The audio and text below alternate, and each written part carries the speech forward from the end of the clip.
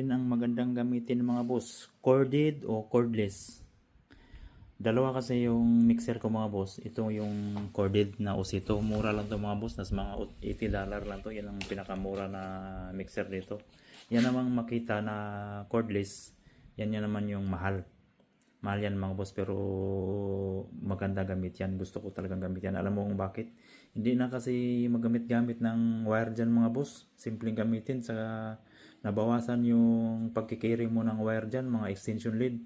Dito sa corded mga boss, malakas talaga to kasi kuryente. Pero hindi ko ito ginagamit kasi hassle boss kadadala ng ng wire. Sa ngayon pala boss, nililinisan ko na yan mga boss. Ito medyo bago pa to mga boss, hindi ko na ginagamit kasi nahahasilan talaga ako. Kaya yan ang lagi yung ginagamit mga boss. Itong Makita cordless.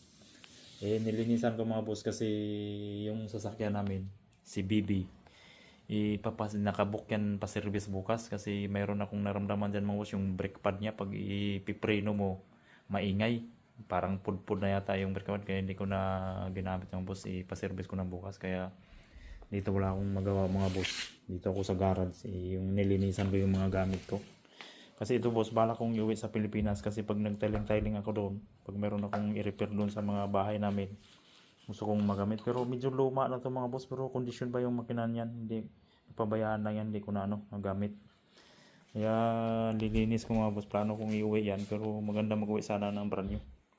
Kaya lahat talaga ng halos ng mga gamit dito boss, yung gamit ko Makita talaga yan, puro Makita. Ito yung mower ko na binili.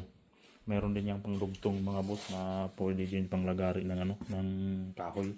Nandyan di ko pa pinabit. Meron yan siyang talim na parang sinso. Ayun lang mga boss, nagkalat dito sa gamit ko dito sa garage mga boss. Kaya mahirap na maglipat-lipat kahit parami ang gamit. Yung corded ko na yan man boss, nasagasaan na to boss Nung na-aksidente ako dati sa sasakyan, yung nabangga yung sasakyan ko. Nasampa to doon sa loob ng ng kutsi. Yung nakabangga sa akin mga boss, Mitsubishi Lancer. Yung naka-stop ako na binangga, kaya ito nabutas Yan yung butas niya.